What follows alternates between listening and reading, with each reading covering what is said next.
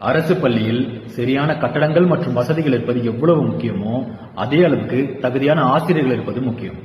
2013ஆம் ஆண்டு முதல் பரிதாப நிலையில் பல்லாயிரக்கணக்கான பட்டதாரிகள் ஆசிரியர் பணி நியமனம் பெறாமல் காத்துக் கொண்டிருக்கின்றனர்.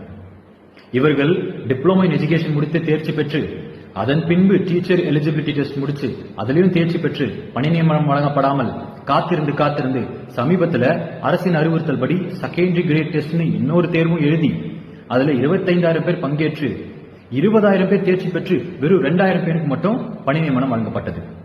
14,000 காலி இடங்கள்ல தேர்ச்சி பெற்று தகுதியா இருக்க இந்த பட்டதாரிகளை வைத்து நிரப்பாம தற்காலிக ஆசிரியர்களை வச்சு நிரப்பிட்டாங்க. 2013ஆம் ஆண்டு முதல் அவ்வப்போது நடக்கிற தேர்தலில் சரியா நிதி ஒதுக்கீடு செஞ்சு அப்பப்ப இவர்கள் பணி நியமனம் செஞ்சிருந்தா இன்னைக்கு பட்டியல் பெரியதாகி பல்லாயிரக்கணக்கான பட்டதாரிகளும் குழந்தைகளும் பாதிக்கப்படாம இருந்திருப்பாங்களே. அரசு கூறும் காரணம் நிதி பற்றாக்குறை. எப்படி?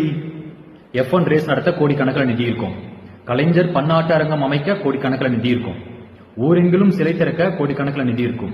ஆனால் நம் குழந்தைகளின் எதிர்காலத்தை கையில் வைத்திருக்கக்கூடிய இடைநிலை ஆசிரியர்களின் பணி நியமனத்திற்கு நிதி இருக்காது. ஒருவேளை இந்த தேர்ச்சி பெற்ற பட்டதாரிகள் தான் நாங்க வேணா லட்சக்கணக்கில் பணம் தரோம் அப்படின்னு சொல்லியிருந்தா இவங்க போஸ்டிங் கொடுத்திருப்பாங்களோ? இது சுயநல விளம்பர அரசியலில் மூழ்கியுள்ள ஒரு அரசின் சாட்சி மட்டுமே. கண்டிஷன்ஸை ஃபாலோ பண்ணுங்க சார், குழந்தைங்களோட எதிர்காலம் இருக்கு.